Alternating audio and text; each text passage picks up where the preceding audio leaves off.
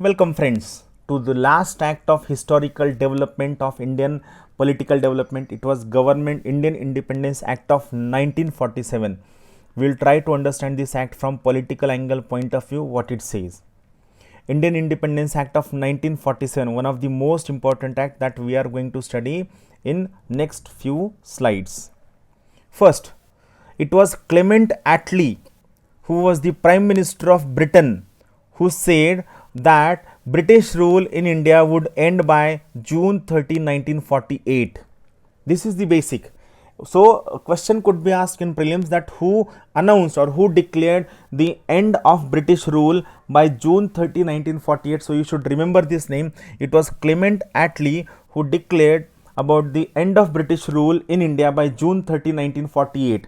But looking at the agitation, communal violences and the increasing death and violence in India, it was on June 3, 1947, Lord Mountbatten, the viceroy of the then India, he put a partition plan. This partition plan is famous as Mountbatten Plan, and he talked about earlier removal of British forces out of India. So remember the partition plan given by Lord Mountbatten on June 3, 1947. This partition plan given by Lord Mountbatten is famous as Mountbatten Plan. This plan was acceptable to Indian National Congress as well as it was acceptable to Muslim League, and everything was worked out according to Mountbatten Plan. Now, what were the features of this particular act? First point of Indian Independence Act was it ended British rule. British rule was abolished by this act.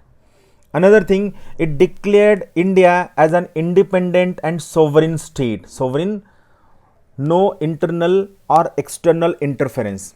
It provided for partition of India, and it said this, as per this act of Indian independence, two independent dominion shall be created. One shall be dominion of India, second shall be dominion of Pakistan. In the chapter on features of the constitution and preamble, I explained the meaning of dominion and sovereign. Dominion, when a state is having independence for almost most of the cases with few subjects still under the paramountcy of British government, so it was dominion. Whereas sovereign, when we adopted the entire constitution of India, we became a sovereign state.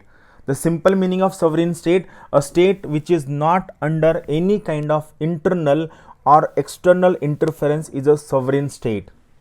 I repeat once again, a state which is not under any kind of internal or external interference is a sovereign state. So this act said that India shall be an independent and sovereign state. Now, these dominions, that is dominion of India and Pakistan, they had the right to secede or they had the right to move away from British Commonwealth. This was the most important independence, or this was the most important part of sovereignty given to dominions of India and Pakistan.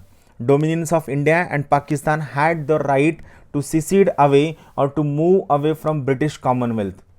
Another important development was office of viceroy was abolished. Also, it provided for governor general for each state till they adopt a new constitution.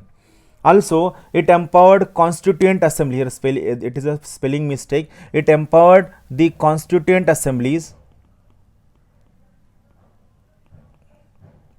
It empowered the constituent assemblies of the two dominion to frame and adopt any constitution of their choice. There won't be any interference from the side of British government. So it empowered both constituent assemblies of dominion of India and Pakistan to have their own respective constitutions. Also, it abolished the office of Secretary of the State for India. This office was abolished, and the functions were transferred to the Secretary of the State for Commonwealth Affairs. This was the most important thing. Commonwealth is a group of nations, or it is a group of states which were ruled by Britishers. It was a Commonwealth. This particular act declared the lapse or the end of British paramountcy. It means in case of affairs of India and Pakistan, Britishers will not have any kind of upper hand, they will not have any kind of upper say in case of governance and administration of India. Also, it granted freedom to India and its princely states. Princely states had three options. First, they had option to join India. Second, they had option to join Pakistan, or third, they had option to remain independent. We have seen this particular thing. Out of 552 princely states, 549 they joined India, 3 remained independent. They were Hyderabad, then Junagadh, and third was Kashmir. These three states of Hyderabad, Junagadh and Kashmir, they were integrated into the Indian Union over a period of time by wit and tactics of Sardar Vallabhbhai Patel, the Iron Man of India. Now what it said that governance of each dominion shall be carried on as per the Government of India Act 1935 unless and until a new constitution is framed. They said that for carrying out dominion of these two countries, the Government of India Act of 1935 should be used unless and until we have a new constitution framed by Constituent Assembly. Also, this particular act, it deprived the British monarch office of right to veto a bill or ask for reservation of certain bills for his approval. This right of British monarch was disapproved or abolished by the Indian Independence Act of 1947, but this right was reserved for the Governor General, who was to head the two dominion as long as they frame a new constitution. Also, it designated the Governor General of India and provincial governors as the constitutional heads of the respective center and state.